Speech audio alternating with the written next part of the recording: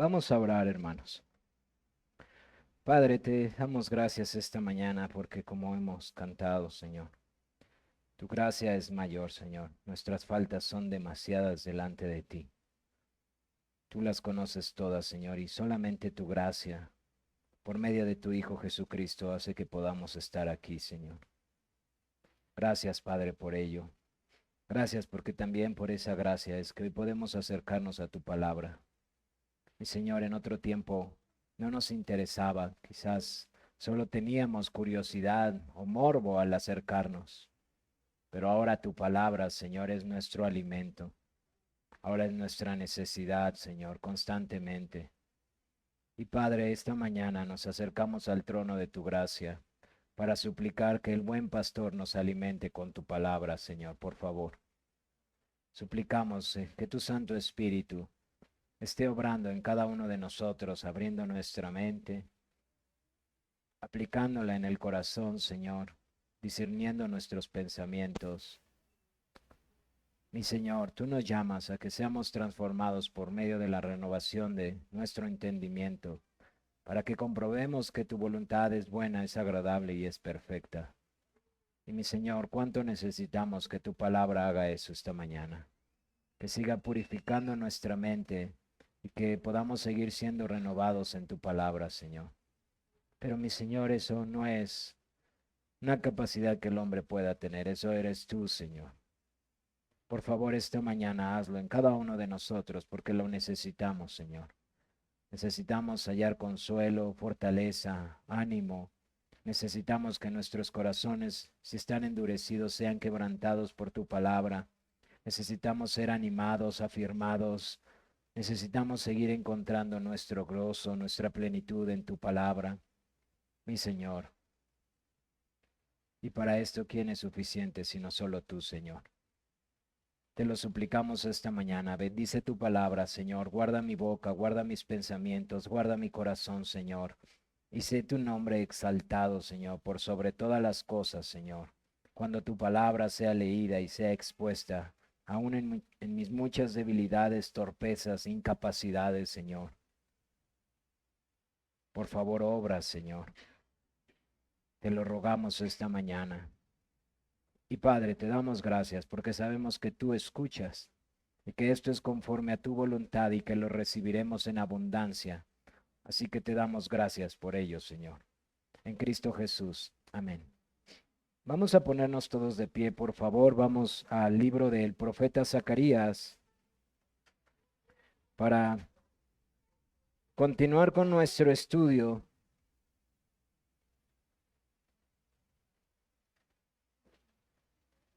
Vamos a darle lectura a todo el capítulo del profeta Zacarías, capítulo 14.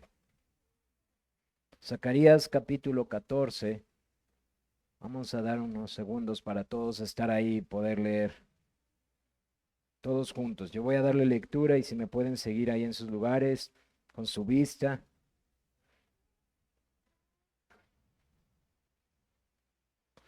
Así dice la palabra de nuestro Señor. He aquí el día de Jehová viene, y en medio de ti serán repartidos tus despojos. Porque yo reuniré a todas las naciones para combatir contra Jerusalén, y la ciudad será tomada, y serán saqueadas las casas, y violadas las mujeres, y la mitad de la ciudad irá en cautiverio, mas el resto del pueblo no será cortado de la ciudad.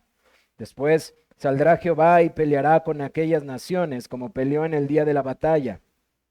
Y se afirmarán sus pies en aquel día sobre los montes de los olivos, que están enfrente de Jerusalén al oriente, y el monte de los olivos se partirá por en medio, hacia el oriente y hacia el occidente, haciendo un valle muy grande, y la mitad del monte se apartará hacia el norte y la otra mitad hacia el sur.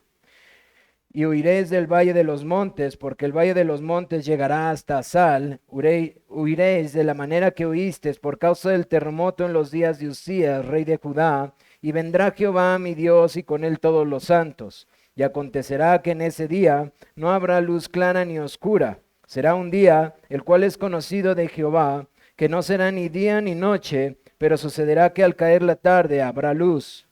Acontecerá también en aquel día que saldrán de Jerusalén aguas vivas, la mitad de ellas hacia el mar oriental y la otra mitad hacia el mar occidental, y en verano y en el invierno. Y Jehová será rey sobre toda la tierra en aquel día. Jehová será uno y uno su nombre. Toda la tierra se volverá como llanura desde Gebá hasta Rimón, al sur de Jerusalén, y ésta será enaltecida y habitada en su lugar desde la puerta de Benjamín hasta el lugar de la puerta primera, hasta la puerta del ángulo, y desde la torre del Ananel hasta los lagares del rey. Y morará en ella, y no habrá nunca más maldición, sino que Jerusalén será habitada confiadamente. Y esta será la plaga con que herirá Jehová a todos los pueblos que pelearon contra Jerusalén. La carne de ellos se corromperá estando ellos sobre sus pies, y se consumirá en las cuencas sus ojos, y la lengua se les deshará en su boca. Y acontecerá en aquel día que habrá entre ellos gran pánico enviado por Jehová, y trabará cada uno de la mano de su compañero, y levantará su mano contra la mano de su compañero. Y Judá también peleará en Jerusalén, y serán reunidas las riquezas de todas las naciones de alrededor, oro y plata, y ropas de vestir en gran abundancia. Así también será la plaga de los caballos, de los mulos, de los camellos, de los asnos, y de todas las bestias que estuvieren en aquellos campamentos. Y todos los que sobrevivieren de las naciones que vinieren contra Jerusalén subirán de año a año para adorar al Rey, a Jehová de los ejércitos, y a celebrar la fiesta de los tabernáculos. Y acontecerá que los de las familias de la tierra que no subieren a Jerusalén para adorar al Rey, Jehová de los ejércitos, no vendrá sobre ellos lluvia. Y si la familia de Egipto no subiere y no viniere, sobre ellos no habrá lluvia. Vendrá la plaga con que Jehová herirá a las naciones que no subiere a celebrar la fiesta de los tabernáculos. Esta será la pena del pecado de Egipto y del pecado de todas las naciones que no subieren para celebrar la fiesta de los tabernáculos. En aquel día estará grabado sobre las campanillas de los caballos, santidad a Jehová. Y las ollas de la casa de Jehová serán como los tazones del altar. Y toda ella en Jerusalén y Judá será consagrada a Jehová de los ejércitos, y todos los que sacrificaren vendrán y tomarán de ellas, y cocerán en ellas, y no habrá en aquel día más mercader en la casa de Jehová de los ejércitos. Amén. Pueden tomar sus lugares. Como ustedes podrán darse, es un capítulo bastante amplio.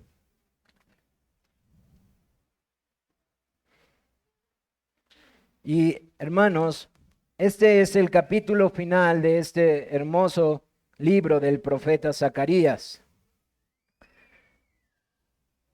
que por la gracia del Señor, hermanos, hemos podido estar estudiando con muchas deficiencias quizás de mi parte, pero que en su gracia, que es abundante, nos ha ayudado a poder entender o tener una profundidad mayor con respecto al Evangelio de nuestro Señor Jesucristo.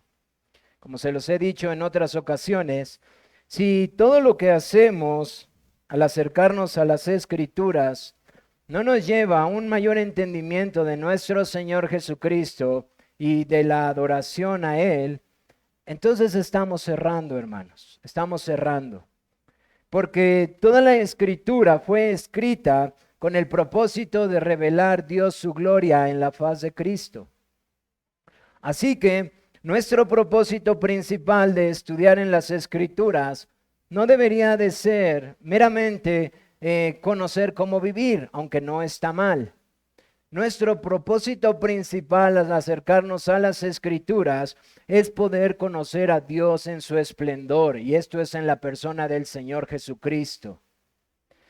Y creo que el Señor permite que a través del Antiguo Testamento, como platicaba con un hermano hace 8 días, podamos tener una claridad mayor del Evangelio que los apóstoles predicaron en el Nuevo Testamento, y que por obvias razones, puesto que no es nuestra historia principalmente, muchas veces desconocemos y no alcanzamos a entender la profundidad de las palabras de los apóstoles. Pero gracias al Señor que nos ha dejado su palabra y que toda ella es útil. Este es el último capítulo, aunque no es la última predicación que haré, hermanos. Todavía quiero hacer una última predicación, si el Señor así me lo permite y me ayuda, para poder recapitular todo lo que hemos visto en este libro que verdaderamente ha sido complicado y poder tener un entendimiento muy amplio de lo que tuvimos que ir seccionando para poder comprenderlo. La narrativa del día de hoy, si ustedes se percataron, continúa con el estudio de el establecimiento del reino de Dios. De hecho, yo espero que si ustedes leyeron este libro, este capítulo en preparación para hoy, para el día del Señor, seguramente al menos pasaron dos cosas. Por un lado, se dieron cuenta que es un capítulo muy difícil, que dice cosas que no necesariamente estamos relacionados o no entendemos. Pero también, por otro lado, podemos reconocer que hay cosas que no son nuevas. ¿Qué quiero decir con esto? Que muchas de las cosas que dice el profeta Zacarías, como dicen varios autores, es una expresión de circunstancias que ya se han profetizado desde diferentes ángulos. Ahora, ¿qué quiero decir esto? Voy a poner un ejemplo del Nuevo Testamento. Cuando nosotros nos acercamos a los evangelios sinópticos, Mateo, Marcos y Lucas, nosotros percatamos que ellos están relatando o narrando la misma historia. La venida de nuestro Señor Jesucristo, el cumplimiento en su primer venida y toda la historia hasta la culminación que es la pasión de nuestro Señor Jesús. Pero cuando leemos a uno de estos evangelistas, vemos unos aspectos en uno, en otros vemos otros aspectos y en otros vemos otros aspectos. Pero no es que estén describiendo diferentes historias, no es que haya venido el Señor 3 veces de diferente forma, es que simplemente cada uno nos está dando un aspecto diferente de la misma historia. Así pasa también con este libro del profeta Zacarías. Si nosotros volviéramos a leerlo ahora que lo hemos estudiado una y otra vez, nos damos cuenta que hay aspectos que se repiten, pero como hoy veremos en esta mañana, algunos son amplificados en su explicación, algunos son aclarados y algunos simplemente es una perspectiva más amplia de estos eventos. Así que esta mañana nos acercamos a este capítulo que, como les mencionaba, no solamente repite algunos aspectos, sino también es muy complejo. Ahora quiero hacerles mención de una cita, nada más para que puedan comprender a lo que estoy tratando de transmitir y sean muy pacientes conmigo. Este hermano dice que insta a una humildad exegética y hermenéutica, dos formas de acercarnos a los textos bíblicos, citando una frase muy conocida de Lutero que escribió cuando hizo el comentario sobre Zacarías. En 1527 Lutero comentó con respecto a este capítulo diciendo: aquí en este capítulo me doy por vencido, porque no estoy seguro de lo que está hablando el profeta. Ahora, hermanos, estoy hablándoles de un varón que no solamente leía las escrituras en su idioma original, sino que conocía bastante bien esos idiomas. Y él está diciendo, reconociendo que es un texto muy difícil. Y quiero acercarme a este texto y transmitirles a ustedes la complejidad en aspectos, porque si ustedes estudian este texto y agarran diferentes Biblias de estudio y diferentes comentaristas, se van a encontrar con una diversidad de posturas, conclusiones, incluso porque tiene eventos que nos hablan y nos apuntan a aspectos futuros.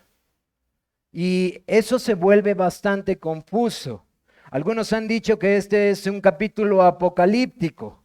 Es decir, un capítulo que nos habla de los últimos tiempos y aunque sí tiene aspectos de esto, no necesariamente cumple esa estructura, porque hasta este momento no estaba muy definida todavía esta estructura gramatical de literatura apocalíptica. Entonces, les digo todas estas cosas, hermanos, con la intención de hacerles ver que hay un riesgo importante en acercarnos a este texto. Y yo creo que está constante en muchos de los comentarios. yo creo que hay dos extremos de los cuales debemos de guardarnos, porque nos van a llevar a conclusiones que quizás nos roban el propósito principal, que es mirar a Cristo. Hay dos aspectos que voy a ser muy enfático, en los que creo que han errado muchos de los hermanos al interpretarlos. Podemos ser demasiado espiritualistas o espiritualizar demasiado el texto y caer en el riesgo de estar alegorizando el texto. Es decir, por su dificultad podemos correr el riesgo de quererle dar aspectos espirituales y no literales, y llegar al riesgo de sobreimponerle significado. Eso es un extremo. Pero existe el otro extremo que también es peligroso, hermanos. Una interpretación literalista. En ese riesgo de no querer ser demasiado espirituales con la dificultad del texto, pues es un texto profético, podemos querer darle un significado literal y tratar de forzar significado literal, histórico, real a cada uno de los aspectos dados en este texto, lo cual vamos a también a caer en el riesgo de forzar el texto a conclusiones que no necesariamente el Señor está dando. Yo creo que en ambos aspectos se corre mucho riesgo de concluir cosas que la Biblia no nos enseña, hermanos. Creo que, como muchos autores, la única forma de guardar nuestros corazones al acercarnos a este texto es ir a los intérpretes de las Escrituras inspirados por el Espíritu de Dios y ver qué hicieron con el texto. Es decir, si es de gran dificultad para nosotros por el contexto, por el significado, por la forma de usar el idioma, etcétera, etcétera, etcétera, ¿qué si nuestro primer paso, en lugar de tratar de darle una interpretación, es vamos a las Escrituras y vemos cómo los apóstoles lo interpretaron o lo usaron? Creo que esta es una de las formas de guardarnos en caer en estos extremos y tratar de ver cómo los apóstoles y el Nuevo Testamento nos deja ver este texto en su contexto más amplio. Es decir, no solamente ver Zacarías en su contexto inmediato del libro y de la historia, sino verlo en un contexto más amplio del Antiguo Testamento, pero en su contexto total, que es las Escrituras, hermanos. Así que esa es la forma de la que me estoy acercando a este texto, utilizando teólogos que han tomado esta manera de acercarse al texto. Pero también reconozco que muchos buenos hermanos han usado otra metodología, hermanos. No estoy diciendo que esté bien o está mal, simplemente diré que no puedo congeniar con sus conclusiones. No puedo estar de acuerdo con las conclusiones a las que llegan. Pero, hermanos, ustedes tienen libertad para acercarse al texto en la forma en la que ustedes consideran que los llevará a conocer mejor a Cristo y adorarle como Él quiere ser adorado. Porque ese es el propósito de conocer a nuestro Dios, que Él sea glorificado. Así que, ¿cómo podemos dividir este texto tan grande después de esta larga introducción y poder avanzar? Es evidente que su gramática está dividido en dos, hermanos. Dos grandes secciones. Una se encuentra del versículo 1 al versículo 11, en donde nos habla de la restauración de Jerusalén, y la segunda del versículo 12 en adelante, en donde nos habla del reino de Jehová, del reino del Señor, el reino de Yahvé. Así que esta es la manera en la que esta mañana voy a tratar de poder utilizar este texto.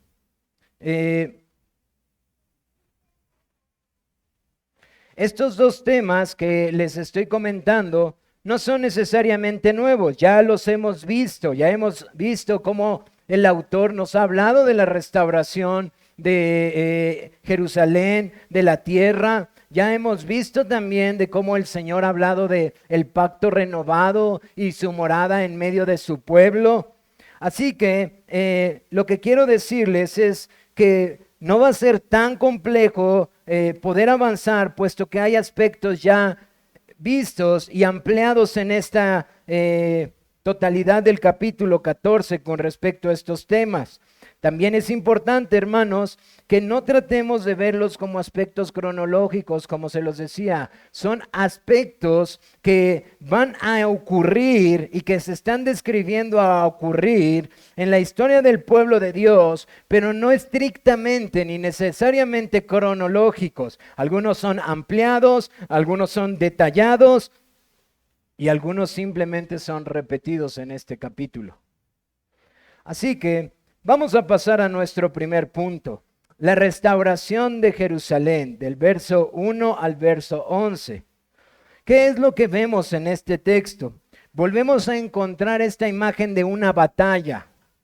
Y ya hemos hablado con respecto a esa batalla. Esta batalla que se describe y que podemos encontrar desde el versículo 1 al versículo 11. Dice nuestro texto: He aquí, el día de Jehová viene, y en medio de ti serán repartidos tus despojos, porque yo reuniré a todas las naciones para combatir contra Jerusalén. Aquí el Señor está diciendo por medio del profeta que esta batalla que está siendo puesta delante del pueblo de Dios en los tiempos después del exilio, porque Zacarías le está hablando al pueblo después de que fue exiliado, le está dejando ver que no ha terminado aún, hermanos. Como les decía hace 8 días, el pueblo del Antiguo Testamento después del exilio le es claro por medio de los profetas Ageo y Zacarías que aún falta un exilio más o un éxodo más. Aún falta una liberación por ocurrir. Por cómo hablan los profetas y qué es lo que les están planteando, les deja ver que aún todavía esta guerra está por pasar y que esta guerra es soberanamente gobernada por Dios. Les deja ver que esta guerra es soberana por el Señor y que es parte del propósito perfecto de Dios para la liberación de ellos. Así que el texto comienza tomando nuevamente esta frase: el día del Señor o el día de Jehová.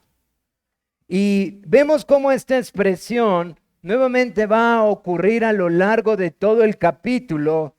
Al menos 7 veces, hermanos. Al menos 7 veces vamos a encontrar que se vuelve a repetir esta frase que desde el capítulo 12 y el capítulo 13 se ha repetido constantemente: en aquel día, en el día de, en aquel día. En este capítulo también lo vemos. ¿Y qué es lo que nos dice? Que en aquel día el Señor utilizará a las naciones. En el día del Señor serán ocupadas las naciones para poder liberar a su pueblo. De hecho, en uno de los textos que leímos más adelante nos dice que Jerusalén y Judá luchará con ella. Es más apropiadamente traducir esa conjunción de la cual está hablando el profeta contra ella, como lo hace en el capítulo 12, Reina Valera, en donde notamos que esta lucha que se nos plantea en el capítulo 12, el Señor la está utilizando y que incluso parte del pueblo de Dios, aquí tomado por medio de Judá, se levantará contra Jerusalén. Y dice el Señor que Él utilizará a las naciones para luchar contra su pueblo y que este es el medio por el cual Él va a purificarlo. Esta batalla que se ha estado describiendo a lo largo de estas dos grandes profecías que vemos después de las visiones nocturnas, es una batalla que está gobernada por el Señor, como lo veíamos también en el capítulo 13, y que tiene el propósito de purificar al pueblo de Dios. De hecho, si nosotros leyéramos el capítulo 12, verso 12 al 9, capítulo 10, verso 5, capítulo 9, nos daríamos cuenta cómo este tema no es exclusivo aquí, hermanos. Pero también el profeta aquí nos dice algo importante. Dice, porque yo reuniré todas las naciones para combatir contra Jerusalén y la ciudad será tomada. Y se dan cuenta, él está diciendo, yo tomaré estas naciones y las utilizaré para pelear contra mi pueblo, contra Jerusalén. Y la ciudad será tomada y será saqueada de las casas, violada las mujeres, y la mitad de la ciudad irá en cautiverio, mas el resto del pueblo no será cortado de la ciudad. A diferencia del capítulo 13, el capítulo 13 utilizaba esta división de las 3/3 partes, en donde 2/3 partes iban a ser destruidas y 1/3 parte, y no es nuestra intención hacer cálculos y ser literales en esto, hermanos, no está siendo la intención.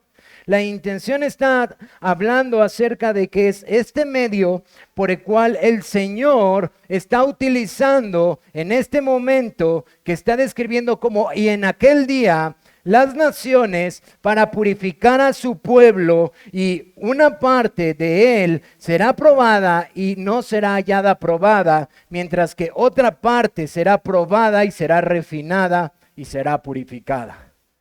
Y en el capítulo 13 hablábamos de esto, como en lo que todo el capítulo nos ha hablado del remanente. Y aquí nos dice que una porción de ellos será destruida de una forma muy gráfica. Pero nos dice en el versículo 3, como lo vimos en el capítulo 12, que quien luchará por parte de ellos no es su pueblo, sino es el Señor mismo. Nos dice que Dios luchará por su pueblo mismo, que Él mismo saldrá del cielo, como lo vimos en aquella visión del capítulo 6, verso 5, aquella visión nocturna del profeta, en donde el Señor vendrá del cielo y vendrá para luchar él mismo contra sus enemigos. Es decir, Él está utilizando a las naciones para luchar contra su pueblo, y su pueblo será purificado y quedará tan solo un remanente, porque muchos serán destruidos y muchos no pasarán esta tribulación. Pero Dios luchará por su pueblo. Y hermanos, aquí no solamente hay una serie de repetición de cosas que ya ha dicho el profeta. Hay una serie de repetición de expresiones y formas en las cuales el Señor lo ha hecho constantemente en los diferentes éxodos de su pueblo. Tengan en mente esto, hermanos, porque a veces queremos ver los aspectos del Antiguo Testamento como aislados y los desvinculamos de la historia mayor de la redención. Esto que les estoy diciendo es lo que nosotros conocemos como la teología bíblica, en donde la redención se va desenvolviendo constantemente y cada vez es más clara desde el Génesis hasta la consumación en la venida de nuestro Señor Jesucristo. Y estos temas no son la excepción. Nosotros vamos a ver constantemente no solamente este gran éxodo, del cual el profeta con toda intención está haciendo referencia. Egipto, escapar, el Señor está con nosotros, Él luchará por nosotros, sino que a lo largo de la historia nosotros podemos percatarnos que el pueblo de Dios va atravesando esos pequeños o constantes éxodos. Y la intención del profeta, por eso les decía, el pueblo que está recibiendo este mensaje está entendiendo que esa revelación constante que se le ha dado al pueblo de Dios a lo largo de la historia no ha concluido, porque la intención del profeta es precisamente animarlos en esta circunstancia que ellos están viviendo, para decirles: aún falta un éxodo más para el pueblo de Dios. Aún falta una liberación que aún no recibimos, como lo veíamos en los 3 versículos del capítulo 13 hace 8 días. Porque aquí les enseña que el Señor saldrá del cielo y que Él luchará por su pueblo, como lo hizo en los tiempos de Moisés en Éxodo 15, cuando salieron de Egipto, como lo hizo con Josué en el capítulo 10, cuando fueron a entrar a la tierra prometida, como hizo en los tiempos de los jueces, cuando el Señor iba con ellos para luchar, o en los tiempos de los reyes incluso. Y ahora el Señor les dice: después saldrá Jehová y pelearé con aquellas naciones como peleo en el día de la batalla, como peleó en el día de la batalla. Y se afirmarán sus pies en aquel día sobre el monte de los olivos, que está enfrente de Jerusalén al oriente, y el monte de los olivos se partirá por el medio hacia el oriente y hacia el occidente, haciendo un valle muy grande, y la mitad del monte se partirá hacia el norte y la otra mitad hacia el sur. Y huiréis de los valles de los montes, porque el valle de los montes llegará hasta Azul. Huiréis de la manera que huiste por causa del terremoto en los días de Usías, rey de Judá, y vendrá Jehová mi Dios, y con él todos los santos. Esta, hermano, sección que acabo de leer es donde nos damos cuenta que si tomamos una interpretación o la otra, vamos a errar, hermanos. ¿Por qué, hermanos? Porque si tomamos una interpretación literalista o literal, debemos de esperar este cumplimiento que ocurra tal cual. Pero si tomamos una interpretación y lo sobreespiritualizamos, sin tomar en cuenta el contexto de que es una profecía, de que está hablando aspectos que no son literales, de que es parte de un libro profético y de que fue utilizado de los apóstoles de diferente forma, entonces guardamos nuestro corazón de concluir por eventos históricos que hemos visto, o de interpretar imponiéndole significado que la Biblia no le ha impuesto, hermanos.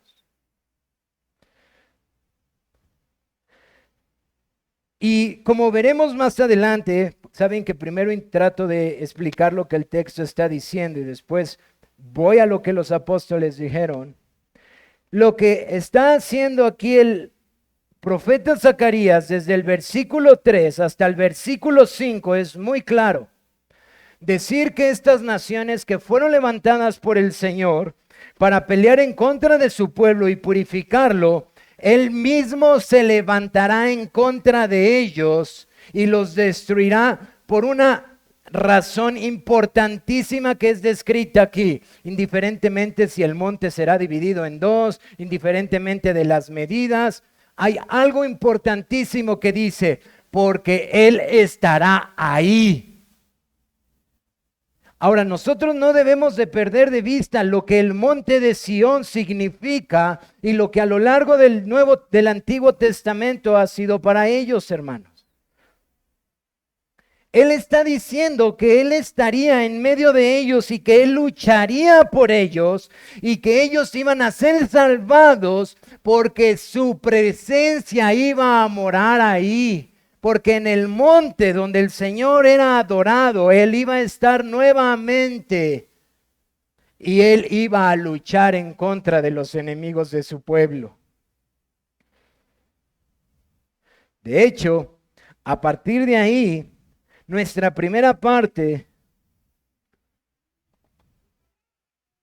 nos deja ver que este evento es clave para la liberación y purificación de su pueblo, porque el Señor está en medio de ellos Y por lo que describe el profeta, hay cambios visibles que acontecen en el cosmos.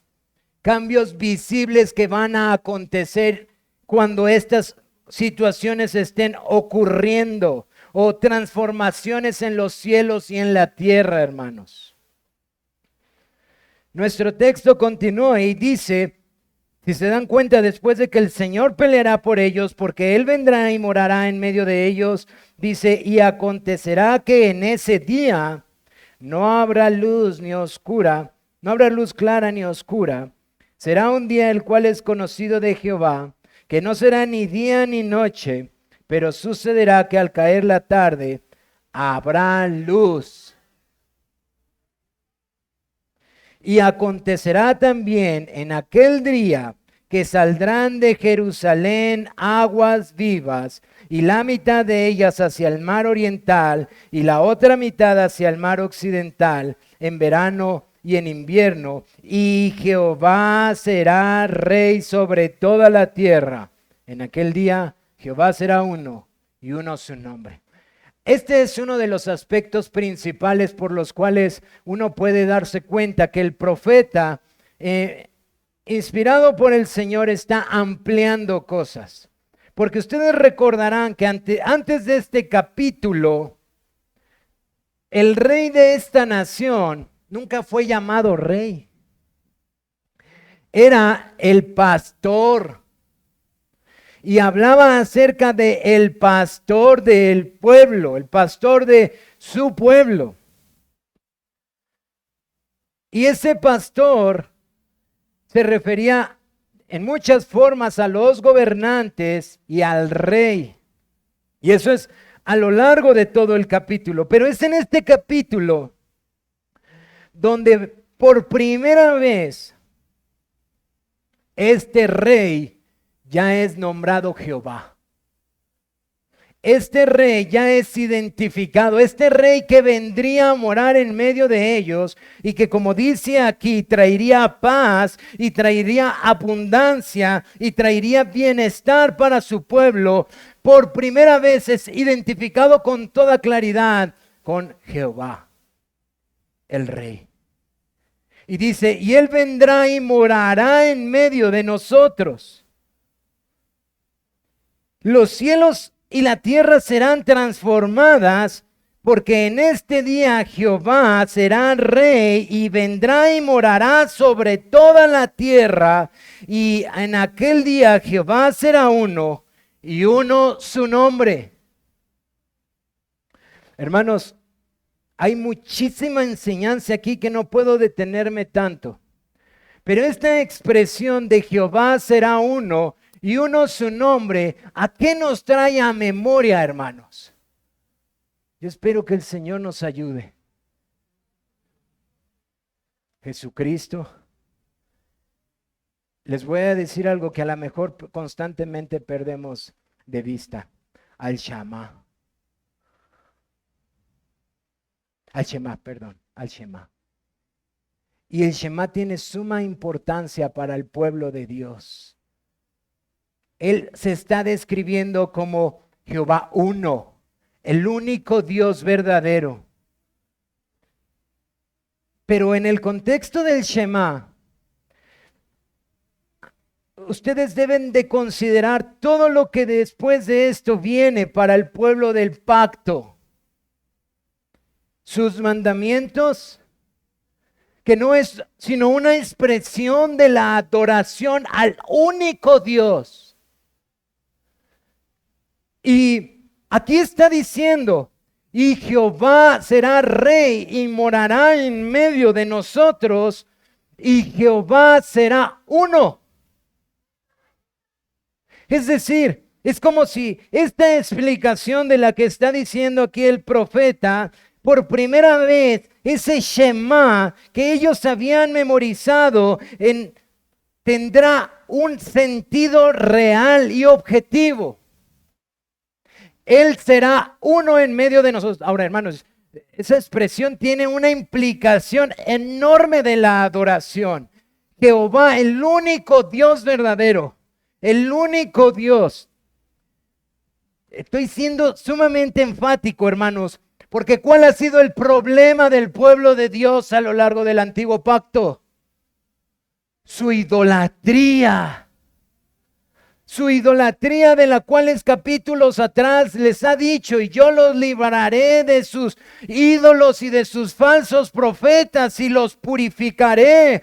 Y el Señor está haciendo ahora muy claro: cuando estas situaciones pasen, yo vendré, destruiré a sus enemigos, y yo seré rey en medio de mi pueblo, y yo seré uno, y no habrá más Dios, no habrá más idolatría, no habrá más a quien adorar, no habrá más de eso, porque sabrá mi pueblo que yo soy su Dios y que Él es mi pueblo. ¿Se dan cuenta, hermanos, que esto tiene que ver con lo que explicaba en el capítulo 3 el profeta Zacarías? Hablando del pacto renovado. Hablando de cómo todos me conocerán y no habrá necesidad de que alguien me enseñe, Él es tu Dios. Y dice que cuando eso pase, vendrá bendición. De hecho, hermanos, yo creo que este versículo es clave otra vez. Así como lo fue en la meditación, el verso 8 de este capítulo se vuelve clave. Y acontecerá también en aquel día que saldrán de Jerusalén aguas vivas. Aguas vivas, como el profeta Ezequiel habla en el capítulo 47. Y la mitad de ellas hacia el mar, irán hacia el mar oriental, y la otra mitad hacia el mar occidental, en verano y en invierno. Y Jehová será rey sobre toda la tierra. En aquel día Jehová será uno y uno su nombre. Toda la tierra se volverá como llanura de Gebá hasta Rimón, al sur de Jerusalén, y ésta será enaltecida y habitada en el lugar desde la puerta de Benjamín hasta el lugar de la puerta primera, hasta la puerta del ángulo, y desde la torre de Ananael hasta los lagares del rey. Hermanos, nombres, límites, geografía que desconocemos y que es complicada. Y no me voy a poner a darles gráficamente todo esto. Pero lo que el Señor les está diciendo es: ellos van a poder experimentar lo que hasta este momento no están viviendo, porque ellos acaban de salir del exilio. Y habiendo salido del exilio por parte de Darío y ahora por parte de Ciro, ellos continúan con la reconstrucción del pueblo y del templo, de la ciudad, y del templo. Ellos siguen estando bajo el imperio persa. Es decir, sus límites no siguen siendo libres. Ellos siguen siendo subordinados de un imperio mayor. Y yo espero, hermanos, que con esto ustedes puedan comprender un concepto que he tratado de meter en sus corazones acerca del día del Señor, no única y exclusivamente como el día final o el día que apunta a la venida de nuestro Señor Jesucristo, sino como los eventos, como se los acabo de explicar, así como el Éxodo, el día del Señor, que también es constante en los juicios para su pueblo, hermanos. Porque lo que está aconteciendo aquí es precisamente algo parecido. Sus límites no son libres. Ellos no son una nación todavía libre, como Amós lo profetizó para la venida de los asirios sobre el reino del norte. Así el pueblo sigue viendo hasta el día de hoy que una nación mayor que ellos se sigue enseñoreando. Es decir, no solamente este día del Señor, del cual Amós les dice al pueblo de Dios: ustedes anhelan ese día del Señor, pero no saben lo que están anhelando, porque es día de juicio para ustedes y vino sobre ellos. Sino que ahora el pueblo de Dios debe de recordar su historia, porque aún está ocurriendo que ellos no son libres y que una nación se sigue enseñoreando de ellos. Que el pueblo de Dios no ha sido libertado en su totalidad, y por lo tanto ellos siguen esperando un éxodo más, una liberación más, como pasó en los tiempos de Moisés, como pasó en los tiempos posteriores a Amós, como pasó en los tiempos del exilio de Judá y como está pasando ahora, que le está profetizando el pueblo, al pueblo de Dios que está regresando del exilio. Esta venida de el rey en medio de su pueblo les traería bendición, como es descrita en el capítulo 1, 17, 3, 10, 8, capítulo 12 al 13, y eliminará a todos sus rivales o sus enemigos, porque será él quien proteja a Jerusalén, su pueblo. Y con esto pasamos a nuestro siguiente punto, hermanos. Jehová reina. Del versículo 12 al versículo 21, después de habernos explicado esta imagen de guerra y cómo son instrumentos en manos del Señor para purificar y cómo Él vendrá y destruirá a sus enemigos y morará en medio de ellos y por eso sus enemigos serán destruidos y bendecirá a su pueblo. Ahora el profeta amplía lo que significa que Jehová es el rey en medio de su pueblo. Dice y nos enseña que no solamente es Jehová rey sobre Jerusalén, sino que Jehová será rey sobre todas las naciones. Yo por eso espero, hermanos, que puedan relacionar lo que Él les está diciendo acerca del Shema, como repetición o eco de las palabras dadas a Moisés en cuestión del pacto renovado y que puedan ver ahora cómo esto lo lleva no a un simple decir, Jehová es mi Dios. Porque si nosotros recordamos el Catecismo Mayor de Westminster en su primer pregunta, bien nos enseña a todos que el fin principal del hombre es glorificar a Dios, hermanos. Es la adoración a nuestro Dios, la adoración pura y genuina de un corazón puro y limpio. Ese es el propósito tuyo y mío de haber sido creados en este mundo. Y esta segunda porción enseña que ese propósito se cumplirá en aquel día, cuando Jehová reine en la tierra. Y no solamente será en Jerusalén, sino será sobre todas las naciones, y todas le adorarán y reconocerán que Jehová es uno y es Dios. Este es el propósito de esta segunda parte de este capítulo.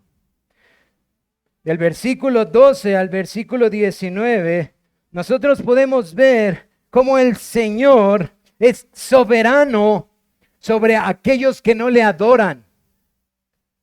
Cómo el Señor vendrá y les mostrará que sus ídolos no son sino son cosas hechas con manos de hombre y que nada son. Dice el versículo 12. Y será la plaga con que herirá Jehová a todos los pueblos que pelearon contra Jerusalén. La carne de ellos se corromperá estando ellos sobre sus pies y se consumirá. Perdón, voy a leer desde el versículo 11 para unir la idea de lo que les decía. Y morarán en ella y no habrá nunca más maldición, sino que Jerusalén será habitada confiadamente, y esta será la plaga con que herirá Jehová a todos los pueblos que pelearon contra Jerusalén. La carne de ellos se corromperá estando ellos sobre sus pies, y se consumirán en las cuencas sus ojos, y la lengua se les deshará en su boca. Y acontecerá en aquel día que habrá entre ellos gran pánico enviado por Jehová, y trabará a cada uno de la mano de su compañero, y levantarán su mano contra la mano de su compañero, y Judá también peleará en Jerusalén, y serán reunidas las riquezas de todas las naciones de alrededor oro, plata, ropa de vestir en gran abundancia. Hermanos, mientras leían, no sé si ustedes se percataron cómo el lenguaje que está usando aquí el profeta es totalmente intencional con el lenguaje de la salida del pueblo de Dios de Egipto. Es decir, que como dice el autor de Hebreos, lo que nos está describiendo en los antiguos santos o en los escritos del Antiguo Testamento es sombra o tipo de eventos que iban a ocurrir. Por eso podemos decir que lo que ocurre en Egipto y el Éxodo es un tipo de algo que el Señor está enseñándole a su pueblo que va a seguir ocurriendo hasta que su cumplimiento venga. Y yo espero, hermanos, que puedan entender que ese cumplimiento es Cristo, porque para allá va el capítulo. Cristo es ese cumplimiento, pero ahora toma este tipo y le sigue enseñando que esta liberación, a diferencia de las naciones que utilizó él para castigar a su pueblo, ahora estas naciones serán juzgadas y serán castigadas por medio de plagas. Porque el Señor les está mostrando que, como decía en las primeras visiones nocturnas, Él se había enojado contra su pueblo un poco, pero estas naciones se sobrepasaron. Y Él les enseñará que ellas eran su instrumento para cumplir sus propósitos sobre su pueblo, pero ellos recibirán su justa retribución por su pecado. Y ahora está dándonos más detalles al respecto de eso, pues nos dice que estas naciones recibirán el juicio de plagas que los atormentarán no nada más a ellos. Si continúan leyendo, se darán cuenta que no solamente a ellos, sino que también atormentará a lo que muchas veces estas naciones fortificadas y confiadas, como las menciona en el capítulo 1, pensaban que estaba su fortaleza. ¿Y cuál es esto? Su poder de guerra. Estas naciones como imperios persa, el imperio grecorromano y los imperios que se levantaron a través de la historia, ellos confiaban en su fuerza, ellos confiaban en su caballo, ellos confiaban en sus armas. Y aquí el Señor dice, pero yo los heriré con plagas, que no solamente los asolarán a ellos, sino que también aquello que los hace ser soberbios, sus caballos y sus ganados. Así como yo soberanamente, dice el Señor, los usé para purificar a mi pueblo, así utilizaré a mi creación para mostrarles a ustedes que no me complazco en sus pecados.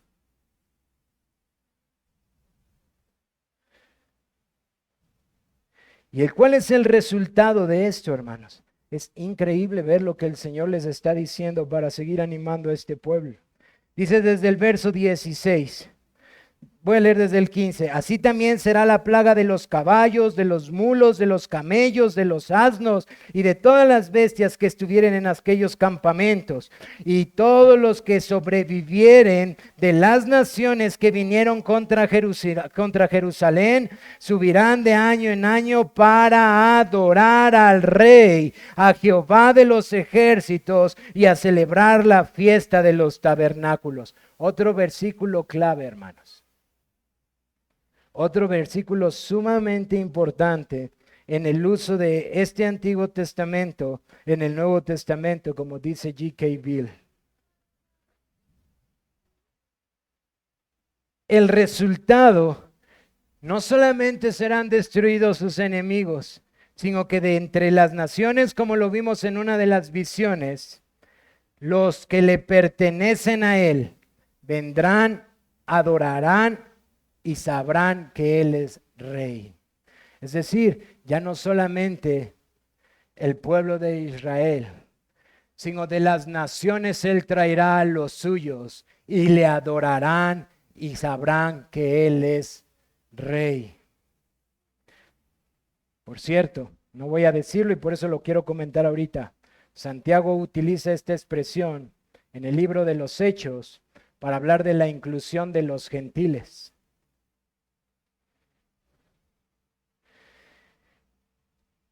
Y esta es la cúspide de todo lo que viene diciéndoles desde el principio. Ustedes recordarán en el capítulo 1, verso 1 al 6, que el Señor llama a su pueblo al arrepentimiento. Porque por causa de sus pecados, ellos están en donde están ahorita. Es decir, el problema no son los sirios ni los persas, no son los babilonios, no son Egipto, ni los filisteos, ni los cananeos. El problema no son ellos, el problema no es geográfico, el problema no tiene que ver con una circunstancia política. El problema le está diciendo desde el primer capítulo al pueblo después del exilio: miren a su alrededor, contemplen la ciudad destruida y el templo caído y consideren que la razón por la cual yo me he apartado de ustedes no es por causa de los enemigos terrenales, sino por causa del pecado que mora en ustedes, el cual hace que Él, un Dios santo, obre de esa manera. Y todas las visiones, como lo veremos en la siguiente predicación, y estas grandes profecías tienen por propósito alentar con lo que el hombre no puede hacer. Y yo espero que antes de terminar a la conclusión del sermón y aplicarlo, cada uno de ustedes esta mañana pueda empezar a meditar, y más si no conoces a Cristo. Más si no conoces a Cristo. El grave problema que tú y yo tenemos delante de este Jehová que es Rey, que gobierna los cielos, la tierra, el cosmos, todo lo creado, visible e invisible. El grande problema no tiene que ver con las circunstancias que tú y yo vivimos, no tiene que ver con la política de nuestro país, no tiene que ver con el globalismo ni la política global, no tiene que ver con todas esas circunstancias que Dios las está utilizando para cumplir sus propósitos. El problema enteramente tiene que ver, según es relatado en Génesis 2, por lo que pasó en la caída. El pecado vino a entrar a ti y a mí. Y aquel que nos creó para su gloria es un Dios santo, santo, santo. Tú y yo no vamos a cambiar eso. Aunque tú y yo queramos inventar una nueva religión, aunque hagamos millones de obras, aunque podamos ser las personas más caritativas y querramos hacer las cosas más buenas en nuestros propios pensamientos, dice el Señor: ¿mudará el etíope su color? ¿O el leopardo podrá quitar sus manchas? Amado amigo y amado hermano, tú y yo debemos de considerar algo. Así el hombre que está habituado a pecar, por favor, quitémonos ya la máscara de hipócritas religiosos en donde pensamos que somos perfectos y reconozcamos cuán pecadores somos delante de un Dios 3 veces santo. ¿Podrá dejar de practicar el pecado? La santidad de Dios es el grave problema para ti, para mí, para todo el ser humano creado. Eso es lo que está tratando de describirnos todo el antiguo pacto para poder mostrar la gloria de este Cristo, que Pablo lo resume en el capítulo 3 de la carta a los Romanos. Por cuanto todos pecaron y están destituidos de la gloria de Dios. El problema para el ser humano que está siendo reflejado desde el principio de este libro no son cuestiones externas al ser humano. El problema está dentro de ellos. Y ese problema se llama pecado, porque Dios Santo lo aborrece. Y estas visiones tienen por propósito mostrar que este glorioso Rey que gobierna el universo ha hecho todas las cosas para que, como concluye, este texto pueda ser metido en nuestros corazones para animar nuestras vidas en nuestras dificultades. porque el Señor dice, y en aquel día estará grabado sobre las campanillas de los caballos, santidad a Jehová. Y las ollas de la casa de Jehová serán como los tazones del altar. Y toda olla en Jerusalén y Judá será consagrada a Jehová de los ejércitos, y todos los que sacrificaren vendrán y tomarán de ellas, y cocerán en ellas, y no habrá en aquel día más mercader en la casa de Jehová de los ejércitos. No habrá más mercader, porque el rey ha venido a purificar su templo, su morada, y lo que el hombre no pudo hacer, él vino a hacer, santificar un pueblo para él. Esta es la profecía para el pueblo de Zacarías. La tan helada purificación y santificación del pueblo de Dios, final y permanente, le es anunciada. Es decir, mira a tu alrededor, considera las consecuencias del pecado, pero hombre, considera que Dios, que no miente, un día trastornará este universo y permitirá que lo que el pecado deshizo sea disuelto, porque el Señor hará todas las cosas nuevas y santas para Él. Ahora, yo no sé si se percataron, pero esta purificación permite la morada del Señor y utiliza estos instrumentos de la adoración para mostrar que se logrará lo que el hombre no pudo hacer: ser santo para un Dios santo y adorarle como Él debe de ser adorado. Concluimos, hermanos. Podemos ver nuevamente cómo la restauración del pueblo de Dios tiene un costo. Algo que para nuestra mente hedonista, amante de la tranquilidad y el confort, nos cuesta trabajo entender. Quizás a mí primero que a ustedes, hermanos. Pero la restauración de su pueblo tiene un costo, hermanos. Y esto viene a través de la prueba y la tribulación, como lo citaba hace 8 días el autor de la carta, el apóstol Pedro. Pero esta purificación tiene el fin de que su pueblo pueda ser purificado, santificado para la adoración genuina y poder establecer o poder tener y disfrutar de esta relación de pacto nuevamente con Dios. De igual forma, vemos cómo Dios mismo obrará sobre sus enemigos juicio. No solamente sobre su pueblo para purificarlo y afirmarlo, sino que también obrará sobre sus enemigos juicio. Y a diferencia de su pueblo, no tendrán un resultado positivo. Sus enemigos serán destruidos. Esto es lo que alcanzamos a ver en este capítulo, hermanos. ¿Cómo vemos en el Nuevo Testamento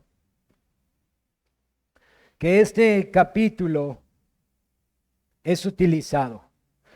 ¿Cómo observamos que los apóstoles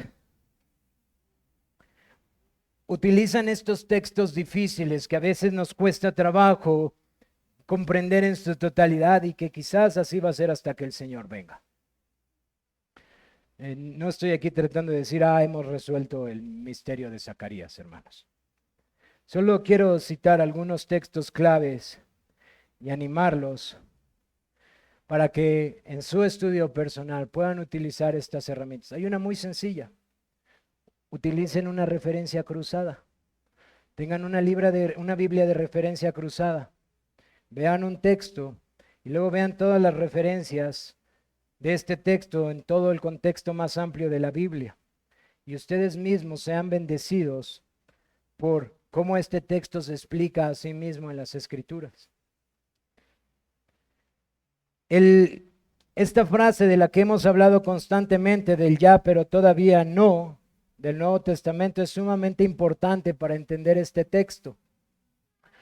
¿Qué quiero decir con esto? Que literalmente el Señor Jesús no mintió.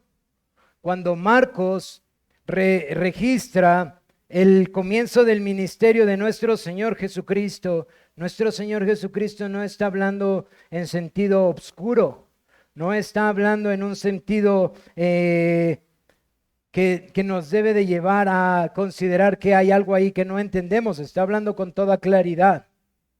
El Señor Jesús está diciendo, el tiempo se ha cumplido, el reino de Dios se ha acercado. Este rey ya ha venido. Este reino ya se ha inaugurado. Estas no son palabras de teólogos, hermanos. Son las palabras de nuestro rey registradas por los evangelistas diciendo que su reino ya se ha establecido, ya ha comenzado. Pero esto no implica que todos y cada uno de los aspectos de la misma forma ya se cumplieron, hermanos. Porque entonces caeríamos en otro error que la historia de la iglesia ha registrado, en donde han concluido que ya todo pasó en los primeros 70 años, después de la venida de nuestro Señor Jesucristo, lo cual no es verdad.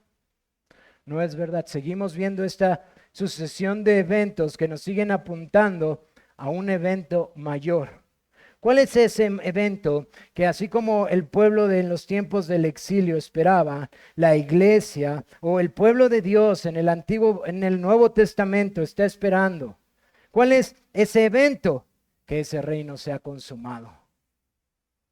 Que así como los santos del antiguo pacto observaron, como Simeón, como María, como Marta y los apóstoles, que el reino se ha inaugurado, así los santos que continúan a lo largo de la historia siguen esperando su culminación. Siguen anhelando el momento en el que todos estos aspectos que los profetas y los apóstoles han enseñado tengan su culminación. Es decir, el reino ya ha comenzado, pero no se ha consumado, hermanos. Y así es como debemos de mirar la historia de la redención a lo largo de lo que es relatado en su totalidad en la Biblia para el pueblo de Dios a lo largo de toda la historia de la humanidad. Porque quiero decirles, hay un solo pueblo de Dios, hermanos. Hay un solo pueblo, no hay varios pueblos, hay un solo pueblo que está compuesto de judíos y de gentiles, pero es un solo pueblo, es un solo pueblo. Y a este pueblo el Señor prometió desde Génesis 3:16, 3:15, siempre me confundo, 3:15, bendecirlo por medio de la simiente de la mujer. A un solo pueblo. Y este pueblo, a diferencia de nuestros hermanos en el antiguo pacto, anhelamos ver, aunque ya vimos el inicio, aunque ya vemos con más claridad, anhelamos ver lo que el Señor por medio de los apóstoles ha mostrado, que aún anhelamos con la intención de ser animados a que, como dijo Juan, ven Señor Jesús, ven pronto. ¿Qué es lo que vemos en el Nuevo Testamento? Yo les decía que hay versículos clave. Vemos que los apóstoles hablan acerca de la restauración del pueblo de Dios y la adoración verdadera. Este capítulo es muy claro con respecto a las implicaciones del pacto. El pacto no solamente es que Dios condescienda. Acuérdense, mis amados hermanos, por favor, que el fin de la creación no somos tú y yo. Tú y yo no somos el fin. El fin es que Él sea glorificado. Y por eso a Él le ha placido hacer un pacto con los hombres. Y ese pacto no va a cambiar. Y este concepto del pacto y de la adoración verdadera que fue interrumpida por causa del pecado, vemos cómo es explicada con mayor claridad por el Espíritu de Dios a través de sus apóstoles. Cuando vemos a Juan hablando con una mujer samaritana, hay aspectos de los que hemos leído de capítulo 14, versos 5, versos 7, versos 8 y 9, que son evidentemente alusión a lo que Zacarías dijo, hermanos. La mujer samaritana se acerca a él y ustedes saben toda esta plática, dame de beber, como tú siendo judío te acercas a mí, que soy samaritana, etcétera. Y el Señor Jesucristo le dice, Él te daría agua viva. El agua que yo les daré será en él una fuente de agua que sale para vida eterna. Mis amados hermanos, si nosotros rompemos el concepto de la bendición pactual, la adoración y el agua y lo llevamos tan solo a los tiempos después de Moisés, vamos a cometer errores. El agua no solamente se encontraba después de Moisés hasta los tiempos del Señor Jesucristo. El agua se encuentra desde los primeros 3 capítulos de Génesis. Y vemos que es un concepto en la boca de los profetas en donde habla de acerca de del agua que purifica y santifica y bendice. Pero a lo largo de todo el Antiguo Testamento, este concepto tiene matices diferentes y podemos llegar a interpretarlo de una forma imponiéndole significado o alegorizando, pero gracias al Señor porque Juan es uno de los que registra con toda claridad a qué se refiere.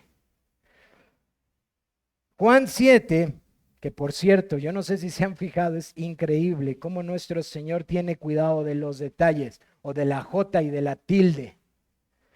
Pero Juan 7 relata la visita de nuestro Señor Jesucristo al templo en una celebración muy especial, la fiesta de los tabernáculos. Que por cierto, la fiesta de los tabernáculos era una celebración que el pueblo de Dios tenía que llevar a cabo para recordar el éxodo. Y ahora vemos a nuestro Señor Jesucristo apareciéndose en el templo y teniendo una argumentación muy acalorada con los judíos en el templo, en la fiesta de los tabernáculos. Pero quiero solamente mencionar 2 cosas que ahí menciona.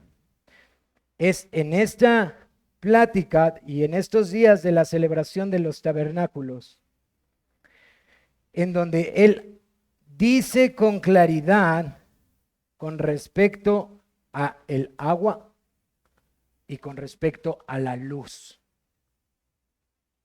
Es en esta afirmación que él enseña, dice incluso que si quieren ir ahí a Juan 7, capítulo 7, da una explicación por primera vez en todas las escrituras, hermanos, en todas las escrituras. Da una explicación completamente clara al respecto de esta agua y dice, déjenme ver cuál era mi cita que tengo aquí, me parece ser que 7:38, sí. Dice, y en el último gran día de la fiesta de los tabernáculos, Jesús se puso en pie y alzó la voz diciéndole, hermanos, está en el templo, la fiesta de los tabernáculos, el pueblo del antiguo pacto, y le está diciendo, si alguno tiene sed de mí, venga y beba. El que cree en mí, como dice la Escritura. ¿Qué Escritura, hermanos? El Antiguo Testamento. Como dice el Antiguo Testamento, de su interior correrán ríos de agua viva. Y procede el apóstol a registrar. Y esto decía del Espíritu Santo que habría de venir sobre ellos.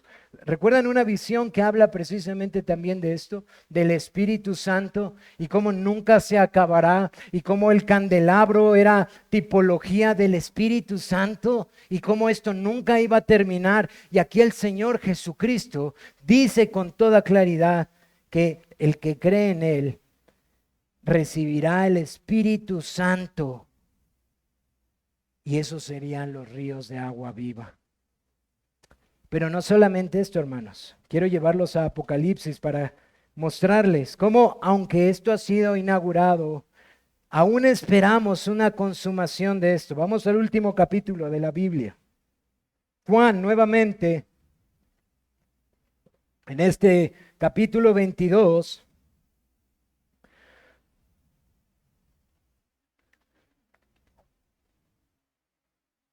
está hablando de lo que justo les decía, aunque esto ha sido inaugurado para el pueblo en el nuevo pacto, aún anhelamos una consumación. Juan está cerrando el último libro que tenemos en las Escrituras y está hablando de la segunda venida de nuestro Señor Jesucristo y precisamente nos habla con respecto de esto que acabo de mencionar. Dice capítulo 22, verso 1, después me mostró un río limpio de agua viva, resplandeciente como cristal, que salía del trono de Dios y del Cordero. En medio de la calle de la ciudad, a uno y al otro lado del río, estaba el árbol de la vida, que produce 12 frutos, dando cada vez más fruto, y las hojas del árbol era para la sanidad de las naciones. De hecho, hermanos, pasamos tiempo viendo en Zacarías cómo también hablaba de todo esto. Y nos dice Juan que estamos anhelando, según el verso 17, él continúa con su narrativa y dice en el verso 17, y el espíritu y la esposa dicen ven, y el que oye diga ven, y el que tiene sed venga, y el que quiere tome del agua de la vida gratuitamente, haciendo referencia a este tema del agua. Así que vemos por las Escrituras que cuando nuestro Señor Jesucristo, Él ha iniciado su reino y Él ha dicho que todo aquel que cree, el Espíritu de Dios vendría a morar en Él y ríos de agua viva correrían a través de Él. Juan dice, anhelando la venida de nuestro Señor Jesucristo, la segunda venida, en donde, según todo lo que está describiendo, anhelamos algo todavía más pleno de esto. Y sin embargo dice, y todo aquel que cree en Él, ríos correrán dentro de Él.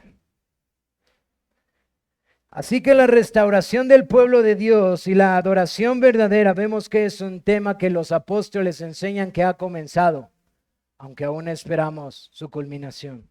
Pero también la santificación anhelada del pueblo de Dios y de su tierra, hermanos. El apóstol Pablo habla acerca de los creyentes en el nuevo pacto como santos. Así se refiere en la primera carta a Tesalonicenses, capítulo 4, capítulo 3. El apóstol Pedro también dice que somos un pueblo santo para el Señor, en el capítulo 2 de su primera carta. El apóstol Juan en el capítulo 20, unos versículos atrás de lo que hemos leído, habla acerca de los hijos de Dios o los creyentes como bienaventurados y santos. Y el capítulo 21, hermanos, que nos habla sobre toda esta restauración, y no quiero meterme en conflictos con este capítulo porque ustedes se imaginan toda la serie de debates que hay. Nos habla acerca de cómo en este tiempo esto que Zacarías ha predicado, ya ha comenzado, hermanos. Voy a citar algunos versículos nada más para hacerles mención. Nos dice que capítulo 21, verso 6, verso 1 y verso 7, Él es la fuente de agua vida. Al igual que el libro de Zacarías, el capítulo 21 de Apocalipsis nos enseña de que hay cambios en los cielos y en la tierra que acompañan la nueva Jerusalén, sin necesidad de sol ni necesidad de luna, y no habrá noche. En el capítulo 21, versos 25 y 5 nos habla de esto, que no habrá noche. En el capítulo 21, verso 2, verso 10, nos habla de que este pueblo o esta nueva Jerusalén celestial, a la que el autor de Hebreos le llama también a la iglesia o al pueblo de Dios, le llama santa. En el capítulo 21, verso 8, 11 y 15 nos habla de lo que Zacarías dijo, que vendrá la plaga y entonces todo impuro será excluido. En el verso 24, 2, nos habla de lo que Zacarías dijo en el capítulo 7, versículo 9, y lo que hoy veíamos en el capítulo 14, que esto es no solamente para el pueblo étnico, sino para todas las naciones. Y finalmente, voy a leer este texto en el capítulo 22, verso 1 al 3. Vi un cielo nuevo y una tierra nueva, porque el primer cielo y la primer tierra pasaron y el mar ya no existía más. Y yo, Juan, vi la santa ciudad, la nueva Jerusalén, descender del cielo de Dios, dispuesta como una esposa ataviada para su marido. Y oí una gran voz del cielo que decía: He aquí el tabernáculo de Dios, o la morada de Dios con los hombres, y Él morará con ellos, y ellos serán su pueblo, y Dios mismo estará con ellos como su Dios. Esto es lo que el pueblo de Dios de toda la historia está anhelando y esperando. Cuando el Señor Jesús venga, oh Jehová el Rey, a morar a la tierra y a sus enemigos, los ponga por estrado de sus pies, y su pueblo sea plenamente santo para adorarle. Mis amados hermanos, este es el Dios que adoramos, tú y yo. Este es el que gobierna el tiempo, la tierra, el universo, y que muchas veces en nuestra limitación no comprendemos cómo está obrando. Pero su palabra nos enseña que Él está cumpliendo sus propósitos y que estos propósitos son para su gloria. Quiero decirte algo. En ninguna parte de la Biblia tú y yo somos llamados a entender todos los detalles de cómo Él está obrando, a nivel creación y a nivel particular en tu vida y en mi vida. De hecho, cuando el Señor habla acerca de las tribulaciones de las que hemos hablado, que habla Santiago, que habla el apóstol Pedro, y que el Señor Jesucristo les dijo a sus apóstoles, no los llamó a entender todos los detalles, hermanos. Los llamó a estar confiados en Él, que no cambia. Yo sé que esto es muy difícil para ti y para mí. Yo sé que muchas veces en nuestra boca está el por qué, el para qué, el qué sentido, el por qué está siendo así. Mi amado hermano, yo no sé si tengamos respuesta aquí o cuando estemos con Cristo. No lo sé. Solo puedo decirte algo. Que este Señor que hemos estudiado en Zacarías y de estos textos que he citado en el libro de Apocalipsis, no cambia. Y Él sigue haciendo y cumpliendo todos sus propósitos. ¿Y cuáles son esos propósitos? Que tú y yo podamos glorificarle como Él quiere ser adorado.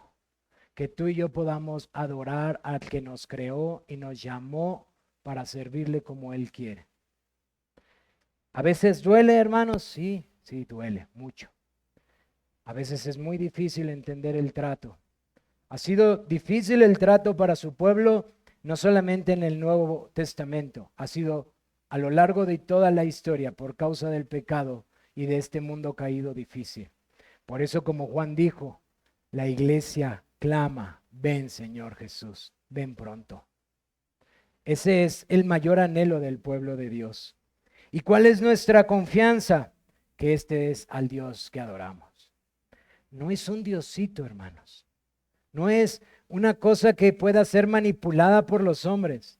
No es algo que esté limitado al tiempo, al espacio, a nuestras decisiones. Es algo que gobierna toda la creación, toda la creación.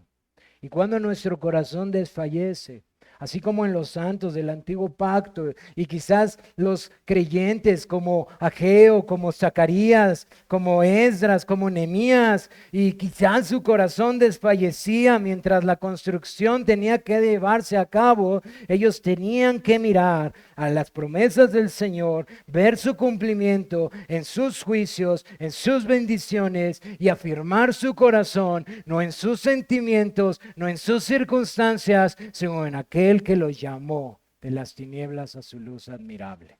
Esto es un ejercicio que tú y yo tenemos que hacer toda la vida, en todo momento.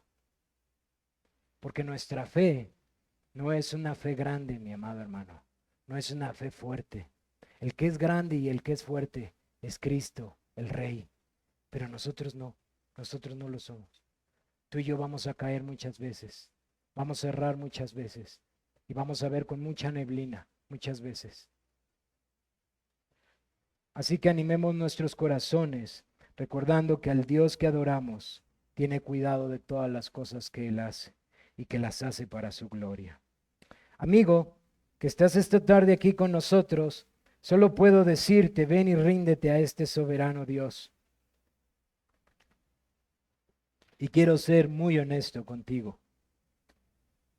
Si no lo haces, va a haber un día en el que sea demasiado tarde. Tú habrás escuchado y recordado, pero quizás en este momento tu corazón tiene mayor deseo por lo que Dios aborrece, el pecado. Y quizás prefieres postergarlo y postergarlo y postergarlo. Pero va a haber un momento que el Señor aclara en su palabra, como lo hemos leído, en donde ya no va a haber más tiempo. Si tú mueres en esta condición, sin arrepentirte y sin poner tu fe en Jesucristo para el perdón de tus pecados, el día que Él venga, créeme que cuando moriste no se acabó, vas a ser levantado con este que gobierna todo y recibirás un cuerpo y vas a ser juzgado y vas a ser aventado al castigo eterno que Él ha creado para sus enemigos. Esto no es la prisión, eso tampoco tiene que ver con la disciplina de tus papás. Eso no tiene que ver nada más con una especie de caricatura de un lugar con llamitas en donde todos van a estarse divirtiendo. Esto tiene que ver con el lugar donde este Dios Santo va a ejercer su juicio por siempre y para siempre sobre sus enemigos.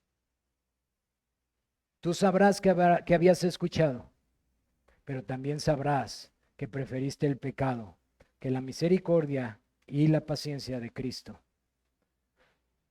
Por eso, nuestra necesidad de domingo a domingo, instar a todos aquellos que no creen, o incluso aquellos que consideran que creen y que su vida no está reflejando esa fe, a examinarse. ¿Verdaderamente estás en Cristo? ¿Verdaderamente estás listo para cuando este Señor Rey va a venir a juzgar a sus enemigos? ¿Verdaderamente estás listo para estar delante de aquel que conoce todas las cosas? Las que pensamos, las que decimos, las que hacemos en lo oculto. ¿Verdaderamente o piensas que quizás tú puedes librar ese juicio? Quiero decirte que la Biblia nos enseña que nadie puede librar.